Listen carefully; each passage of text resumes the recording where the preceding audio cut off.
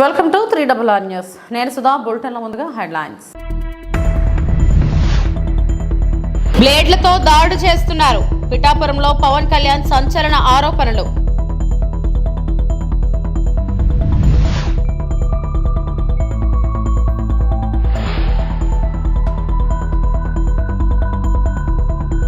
CM YS Jagan సమక్షంలో పలువురు TDP BJP నేతలు వైఎస్ఆర్సీపీలోకి చేరిక.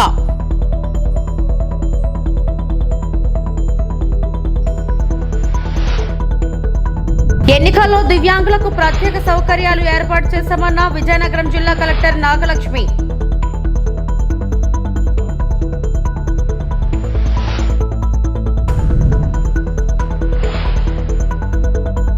వాలంటీర్ల వ్యవస్థను విచ్ఛిన్నం చేయాలన్నదే చంద్రబాబు నాయుడు ప్రయత్నం. మాజీ మంత్రి పేర్ని నాని విమర్శ.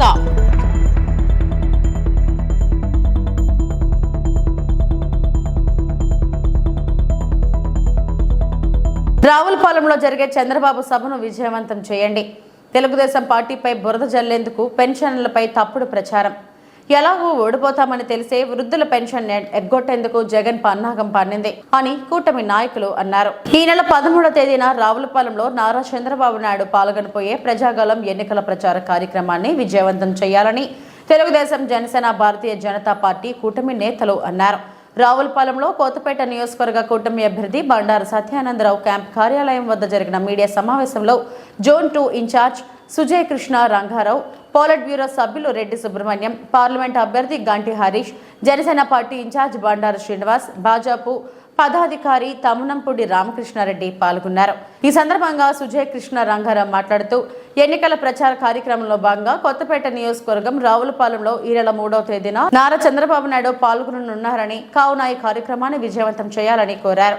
తెలుగుదేశం, జనసేన, భాజపా నాయకులు, కార్యకర్తలు కృషి చేసి భారీ సంఖ్యలో ప్రజలు వచ్చేలా చూడాలని పిలుపునిచ్చారు. పోలిట్ బ్యూరో సభ్యులు రెడ్డి సుబ్రహ్మణ్యం మాట్లాడుతూ కొత్తపేట నియోజకవర్గం, రామచంద్రాపురం నియోజకవర్గాలలో చంద్రబాబు నాయుడు ఎన్నికల ప్రచార కార్యక్రమం ఉంటుందని తెలిపారు.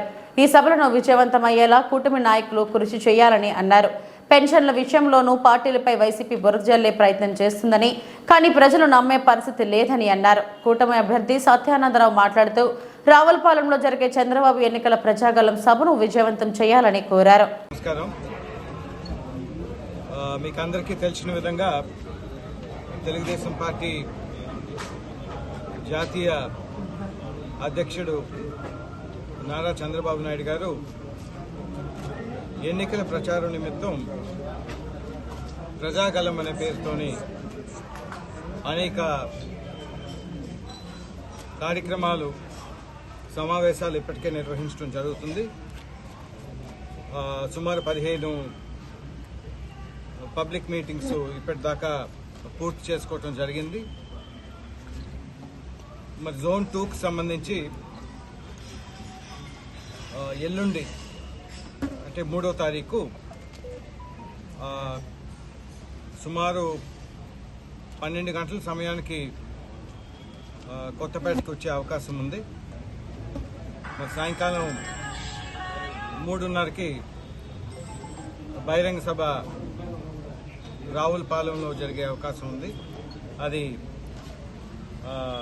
ఎక్కడ వెన్యూ అది కూడా ఇప్పుడు నిర్ణయించబడుతుంది. పెద్దలందరూ కూడా అక్కడికి వెళ్ళి, అదేవిధంగా అదే రోజు సాయంకాలం 6 గంటల సమయానికి రామచంద్రాపురంలో కూడా ఈ ప్రజాగళం బహిరంగ సభ జరుగుతుందండి.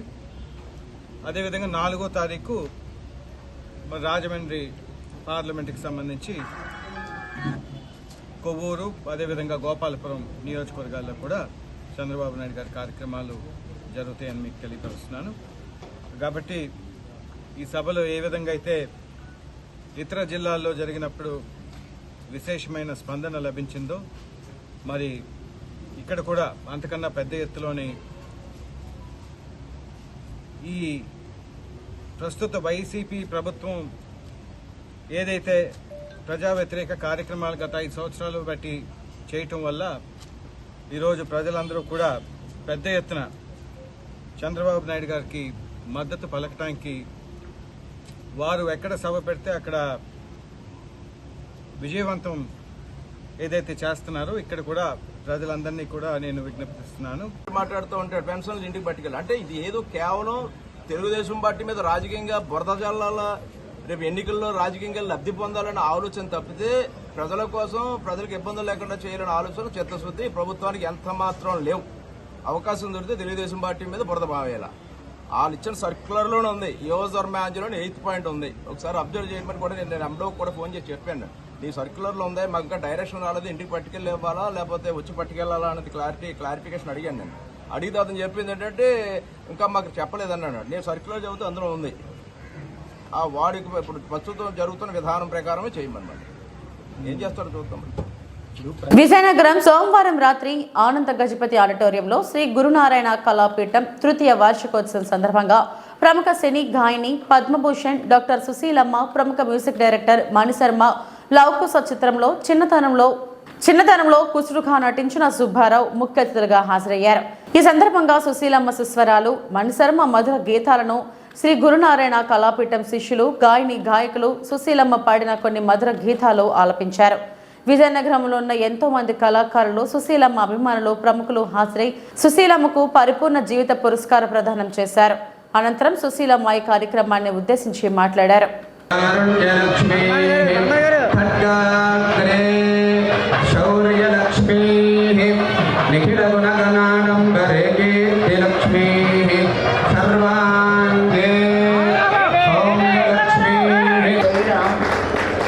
మీలో ఒక మనిషిని నేను అంతే. నా ఊరికి నేను వచ్చాను, ఇంత గొప్పగా ఉంటుందని నేను అనుకోలేదు. పులపాక ముకుందరావు అడ్వకేట్ లాయర్, ఆయన శేషావతారం మదర్ పేరు. ఆ వాళ్ళ యొక్క సంతానం నేను. ఆ భగవంతుడు ప్రార్థించారేమో, ఆ దేవుడే నన్ను ఒక ఘంటసాల గారిని, ఒక సుశీల గారిని ఇక్కడ సృష్టించి మమ్మల్ని ఇద్దరిని సినిమాలో కానీ పంపించి అక్కడ మర్చిపోలేనటువంటి ఖ్యాతి విజయనగరానికి తెచ్చేది ఆ దేవుడే. విజయనగరం సాధారణ విద్యల నగరం అది. ఇక్కడ ఉన్నవాళ్ళందరూ కూడా చాలా బాగా పాడారు. ఒక సాలూరు గారు, సాలూరు నుంచి ఘంటసాల గారు సరే చిన్నప్పుడు నాకు చూశారట. అలాంటి దాన్ని అక్కడ వెళ్ళి ఆయనతో సరిగ్గా పాటలు పాడాడు. కానీ ఇదంతా దేవుడు చేసిన మాయ. దేవుడు ఎవరికైనా ఒకటి ఇచ్చేదంటే అది చిరస్థాయిగా ఉండిపోయేటట్టు. మరి త్యాగరాజు అనకాపల్లి జిల్లా నర్సీపట్నం నియోజకవర్గం గొలుగొండ మండలం కేడిపేట మేసర్ పంచాయతీలో స్థానిక ఎమ్మెల్యే పెట్ల ఉమాశంకర్ గణేష్ ఆ గ్రామ సీనియర్ నాయకులతో కలిసి మీడియా సమావేశం ఏర్పాటు చేయడం జరిగింది. ఈ సందర్భంగా ఎమ్మెల్యే గణేష్ మాట్లాడుతూ ముందుగా అయ్యన్న పాత్రుని మీద విమర్శలు వాన కురిపించారు. ఇది నా గతంలో పలుమార్లు మినిస్టర్ పదవులు చేపట్టే ఉన్నారు, కానీ నర్సీపట్నం అభివృద్ధి చేయడంలో వెనుకబడి ఉన్నారు అని అన్నారు. నర్సీపట్నం నుంచి కేడిపేట పోవు రోడ్డు మార్గంలో ఫారెస్ట్ పరిధిలో గల 6వ రోడ్డు విస్తరణకు సంబంధించి ఎందుకు పట్టించుకోలేదని ఈ సందర్భంగా అడుగుతున్నాను. ఇంకో 4 రోజులు ఆగితే పెట్టి బేడ సర్దుకొని అల్లుడు వెళ్ళిపోవలసిందేనని ఈ సందర్భంగా ఆయన అన్నారు. ఇలా ఒకటి కాదు, ప్రతి దాంట్లో కూడా అవినీతి చేసి ఉన్నారని ఆరోపణలు చేశారు. 2014లోనే మాకు సీట్ వస్తుందని చెప్పేవాడు అలబ్బాయి, 2019లో కూడా వస్తుందని చెప్పాడు, అది రాలే. ఇప్పుడు 2024 కూడా రాలే. ఈటర్ బాబు అనుకున్నాం, పెద్ద వీరుడు సూర్యుడు కదా అయ్యన్న పాత్రుడు, ఎవడన్నా ఎదిరించగలడు కదా. పాపం ఈ 5 సంవత్సరాల నుంచి మా పార్టీని మమ్మల్ని తిడుతున్నాడు, కేవలం వాళ్ళ అబ్బాయి సీట్ ఇప్పించడు అని చెప్పి సీట్ వస్తుందని చెప్పి మేము అనుకున్నాం. కానీ ఈ రోజు కూడా సీట్ ఇవ్వలేదు. అంటే దానికి కారణం అడిగాం మేము, తెలుగుదేశం పార్టీ దగ్గర కొంతమంది అడిగాం, ఏంటండి 3 సంవత్సరాలు 3 దఫాలుగా రాలేదు, ఈ దఫానే వస్తుంది అనుకున్నాం. ఎందుకు రాలేదంటే ఆ తెలుగుదేశం పార్టీ నాయకుడు చెప్పింది ఏంటి తెలుసా మాకు, చంద్రబాబు నాయుడు ఎంక్వైరీ పెట్టాడంటే సర్వే, ఎవరైతే మరుగుజ్జుడు ఉన్నాడో 5 పదుల కొడుకు మరుగుజ్జుడి మీద సర్వే పెడితే సర్వేలో తేలింది ఏంటి తెలుసా చంద్రబాబుకి, ఈ 2 తెలుగు రాష్ట్రాల్లో తెలంగాణ కానీ ఆంధ్రప్రదేశ్లో తెలుగు రాష్ట్ర 2 రాష్ట్రాల్లో కూడా ఈడంత పెద్ద పోరంబోకి ఎవడో లేడని చెప్పి మన రిపోర్ట్లు వచ్చిందంటే అందుకని వీడికి ఇవ్వలేదన్న సంగతి ఈ రోజు తెలుగుదేశం పార్టీ నాయకులే చెప్పడం జరుగుతుంది.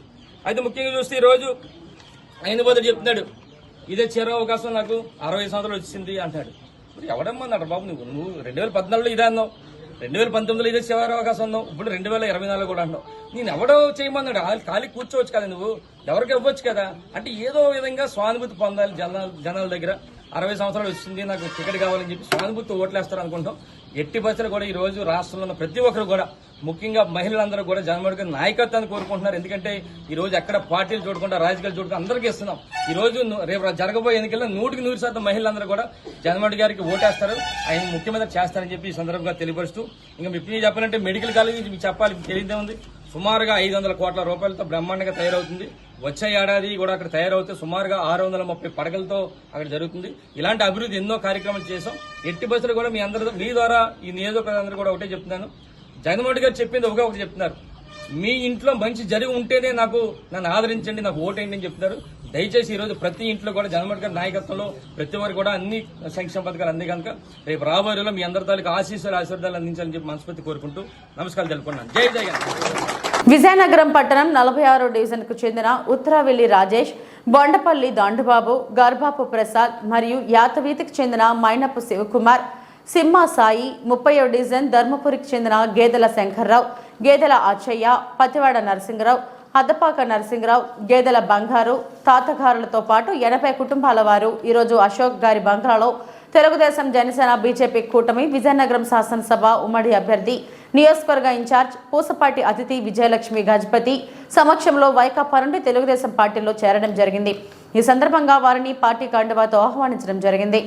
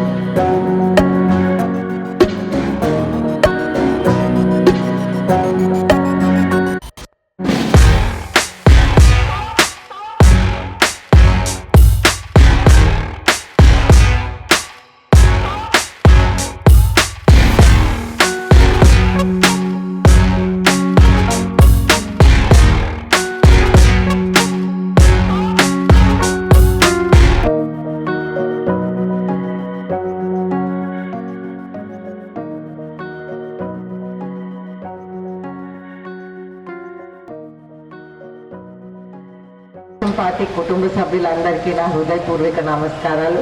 అలాగే కొత్త తెలుగుదేశం పార్టీ కుటుంబ సభ్యులందరికీ నేను ఆహ్వానం పలుకుతూ మీ అందరికీ కూడా హృదయపూర్వక నమస్కారాలు తెలియజేసుకుంటున్నాను.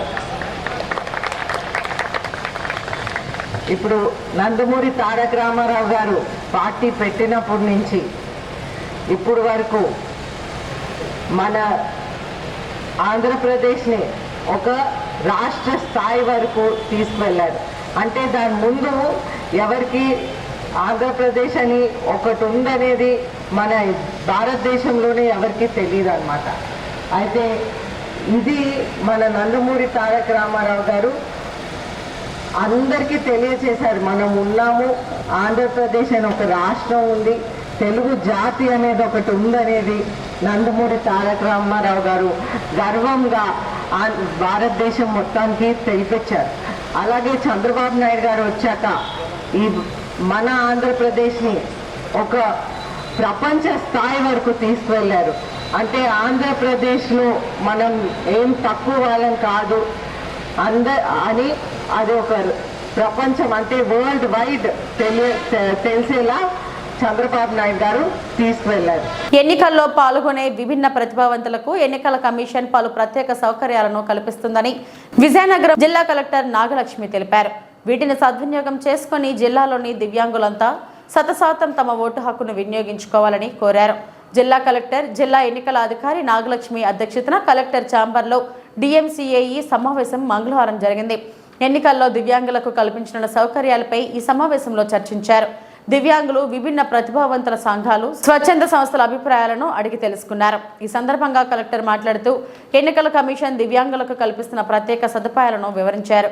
జిల్లాలోని అన్ని పోలింగ్ కేంద్రాల్లో మౌలిక సదుపాయాలతో పాటు దివ్యాంగుల సౌకర్యం కోసం ర్యాంపులను ఏర్పాటు చేశామన్నారు. అన్ని పోలింగ్ కేంద్రాలను గ్రౌండ్ ఫ్లోర్లను ఏర్పాటు చేసినట్లు తెలిపారు.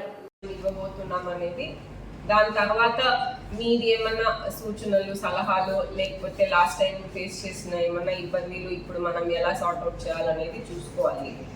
సో ముందుగా ఫెసిలిటీస్ వచ్చినప్పటికీ మనకి అందరికీ PWDs కానీ, సీనియర్ సిటిజన్స్ కానీ ఎవరికన్నా గ్రౌండ్ ఫ్లోర్లో పోలింగ్ స్టేషన్ ఉంటే కన్వీనియంట్గా ఉంటుందనే ఉద్దేశంతో ఇప్పుడు మనము జిల్లాలో ఆల్ పోలింగ్ స్టేషన్స్ కూడా గ్రౌండ్ ఫ్లోర్లోనే ఏర్పాటు చేయడం జరిగింది. ఏది కూడా స్టెప్స్ ఎక్కి మెట్లెక్కి ఫస్ట్ ఫ్లోర్ వెళ్ళేలాగా ఏమీ లేదు. సో అది ఒకటి ముందస్తుగా all polling stations ground floor పెట్టడం జరిగింది. తర్వాత మనకి అష్యూర్డ్ మినిమం ఫెసిలిటీస్ అని పోలింగ్ స్టేషన్స్లో toilets, drinking water, signage, lighting, electrification ఇవన్నీ చేసినప్పుడు దాంతో పాటు అన్ని పోలింగ్ స్టేషన్స్కి మనము ర్యాంప్స్ కూడా తయారు చేయడం జరిగింది. ఈ ర్యాంప్స్ ఏంటంటే మనకి ఎక్కడైతే గ్రౌండ్ లెవెల్లో ఉన్నాయో అక్కడ కాకుండా ఎక్కడైతే కొంచెం 1 స్టెప్ 2 స్టెప్ వచ్చినా మనము ర్యాంప్స్ అనేది ఇవ్వడం జరిగింది. అండ్ రూమ్కి కాకపోయినా అట్లీస్ట్ ఆ కారిడార్ ఇది యాక్సెస్ చేసేలాగా మనము అన్ని చోట్ల ర్యాంప్స్ అనేది కూడా ఇప్పుడు ప్రొవైడ్ చేయడం జరిగింది 100%. అంటే పోలింగ్ స్టేషన్స్గా గుర్తించిన రూమ్స్ అన్నిటికీ కూడా. తర్వాత మనకి బేసిక్లీ పోలింగ్ రోజు మనకి క్యూలో మెయింటైన్ ఉంటుంది కాబట్టి ఆ రోజు కమిషన్ ఇన్స్ట్రక్షన్స్ మేరకు క్యూ మేనేజ్మెంట్లో PWDs అందరికీ కూడా డైరెక్ట్ ఎంట్రీ, అంటే వాళ్ళు లైన్లో వెయిట్ చేయాల్సిన పని లేదు. వచ్చినప్పుడు డైరెక్ట్గా క్యూలో ఉంటే వాళ్ళు ముందు తీసుకోవచ్చు, ప్రయారిటీ ఎంట్రీ ఇవ్వచ్చు అనేది కూడా మనం చెప్పడం జరిగింది. అలాగే వీల్ చైర్స్ కూడా మనకి ఆల్రెడీ ఎవరికైతే వాళ్ళ పర్సనల్ వాలంటీర్ల వ్యవస్థను విచ్ఛిన్నం చేయాలన్నదే చంద్రబాబు నాయుడు ప్రయత్నమని మాజీ మంత్రి పేర్ని నాని విమర్శించారు. 55 నెలలుగా వాలంటీర్లు పెన్షన్లను పంపిణీ చేస్తున్నారని, ఇంతకాలం సీఎం వైఎస్ జగనే పెన్షన్లు పంపిస్తున్న సంగతి ప్రజలకు తెలీదా అని ప్రశ్నించారు పేర్ని నాని. చంద్రబాబు మాట మార్చే నేర్పరి అని, బాబు తన మాటలతో ఎరవేస్తారని, అవసరం తీరాక పాత్ర వేస్తారని దుయ్యబట్టారు. రాజకీయ స్వార్థం కోసం పెన్షనర్ల పొట్ట కొట్టారని మండిపడ్డారు. వాలంటీర్లు వద్దు అని ఈసీ దగ్గర పైరవి చేసింది ఎవరని ప్రశ్నించారు. వాలంటీర్లు వద్దని ఈసీకి లెటర్ ఇచ్చింది టీడీపీ సానుభూతి పరులు కాదా అని ప్రశ్నించారు. ముసుగులో ఒక పచ్చ బ్యాచ్ బయలుదేరింది. మీ సానుభూతి పరులు మీకోసం పనిచేస్తున్న వాళ్ళు కాదా? ఎవరిచ్చారు ఈ అర్జీలు? గంటకి లక్షల్లో ఫీజులు తీసుకునేటువంటి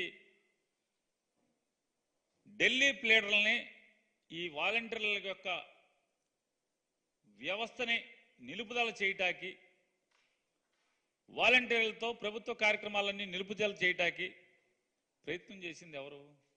చంద్రబాబు నాయుడు కదా. ఎవరి నిమ్మగడ్డ రమేష్ కుమార్ ఎవరు? ఈ దగ్గుబాటి పురంధరేశ్వరి గారు ఎవరు?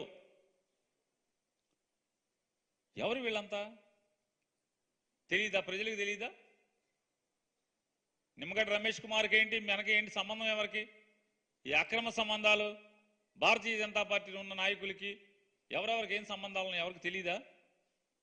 ప్రజలు కళ్ళు మూసుకు, వెనకటికి ఏదో సామెత ఉంటుంది,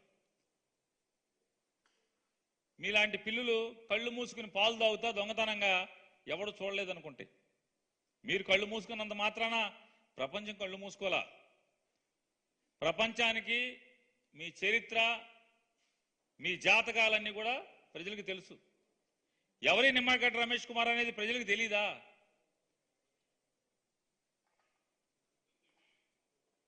రాష్ట్ర ఎన్నికల కమిషనర్ హోదాలో ఉండి ఏమాత్రం కూడా వెరవకుండా ఇది తప్ప ఒప్ప అనేది కూడా జనం ఏమనుకుంటారనేది కూడా ఆలోచించకుండా ఆయన చేసినటువంటి కార్యక్రమాలు చూడలేదా? ఎవరు చూశారు కదా. ఇంకా సిగ్గుమాలినతనంగా మీరు మాకేం సంబంధం లేదని వాళ్ళ బుకాయింపు బొంకుతాం. కిందట నెల 1వ తారీఖు వరకు పెన్షన్లు ఇచ్చింది ఎవరు? అసలు ఇంకోటి, చంద్రబాబు నాయుడు ఎంత అమాయక, నీ రాజకీయ దౌర్భాగ్యం, నీ అమాయకత్వం ఏంటో మనకు అర్థం కాదు. 55 మాసాల పాటు వాలంటీర్లు పెన్షన్లు ఇస్తే 56వ మాసం 57వ మాసం వాలంటీర్లు ఇవ్వకపోయినంత మాత్రాన ఏంటి ఏమవుద్ది?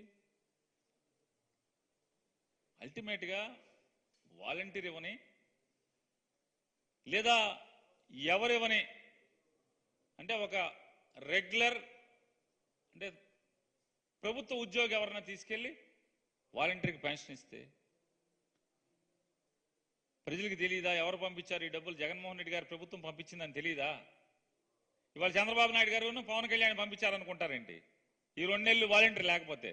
డాక్టర్ బిఆర్ అంబేద్కర్ ఆలోచనలకు చంద్రబాబు నాయుడు భిన్నమని, పెత్తందారీ ప్రయోజనాల కోసం పనిచేసే కిరాయి వ్యక్తి అని వైఎస్ఆర్సీపీ ఎస్సీ సెల్ అధ్యక్షుడు జూపూడి ప్రభాకర్ రావు ధ్వజమెత్తారు. పేద వర్గాలంతా కూలోల్లాగానే బతకాలన్నది చంద్రబాబు అహంకారమని, ఎస్పీలు బీసీల్ని పదే పదే అవమానించి టిప్పర్ డ్రైవర్లకు వైఎస్ఆర్సీపీ సీట్లు ఇస్తుందా అని వ్యాఖ్యానించిన అహంకారి బాబును క్షమించే ప్రసక్తే లేదన్నారు. ఉండిపోతున్నటువంటి నేపథ్యం. నిన్న చంద్రబాబు నాయుడు అంటాడు, టిప్పర్ డ్రైవర్కి సీట్ ఇచ్చి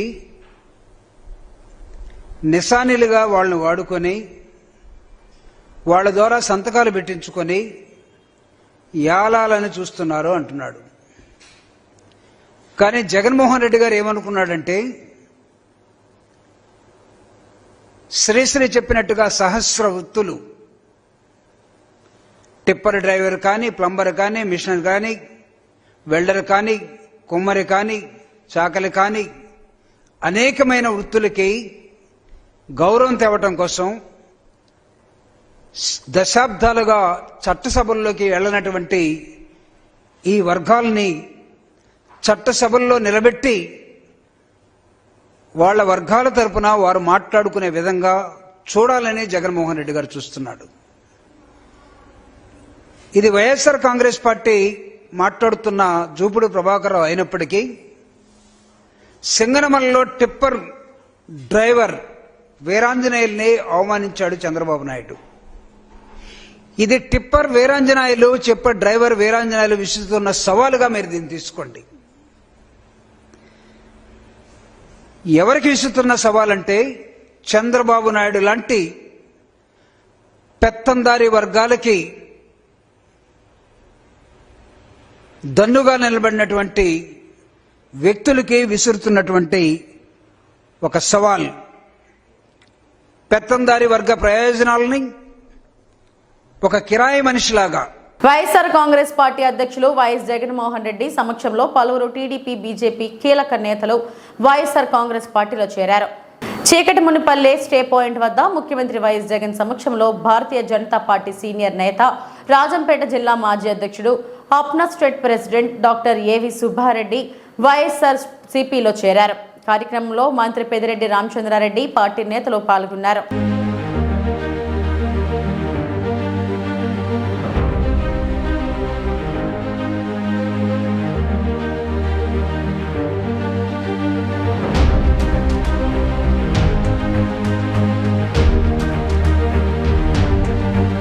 కిరాయి మూకలు గుంపులో కలిసిపోయి పవన్, ఆయన సెక్యూరిటీ సిబ్బంది లక్ష్యంగా దాడులకు తెగబడుతున్నాయా? పవన్ లేటెస్ట్ ఆరోపణలకు అర్థమేంటి అనేది ఏపీ పొలిటికల్ వర్గాల్లో హాట్ టాపిక్ గా మారింది. జనసేన అధ్యక్షుడు పవన్ కళ్యాణ్ ఎక్కడికి వెళ్లినా జనం తండోపతండాలుగా వస్తారు. ఆయన సభలకు అభిమానులు భారీగా తరలి వస్తారు. పవన్ ని ముట్టుకోవాలని, ఆయనతో కరచాలనం చేయాలని, సెల్ఫీలు దిగాలని నానా ప్రయత్నాలు చేస్తుంటారు.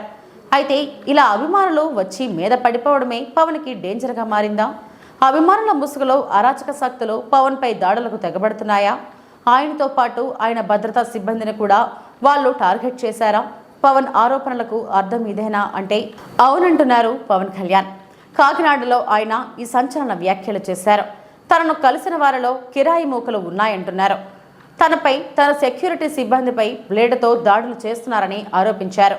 అందుకే తప్పనిసరిగా ప్రోటోకాల్ పాటిస్తున్నానని, ప్రత్యర్థుల పన్నాగాలపై జాగ్రత్తగా ఉండాలని పార్టీ శ్రేణులను కోరారు. కాకపోతే అంటే ఎందుకు మనకేంటి కొన్ని ప్రోటోకాల్స్ పాటించకపోతే ఏమైపోతుంది అంటే చాలామంది కొంతమంది ఈ కిరాయి మూకలు ఏం చేస్తారంటే ఎక్కువ మంది వచ్చినప్పుడు సన్న బ్లేడ్లు తీసుకొచ్చి కట్ చేస్తూ ఉన్నారు సెక్యూరిటీ వాళ్ళని కూడా, నన్ను కూడా.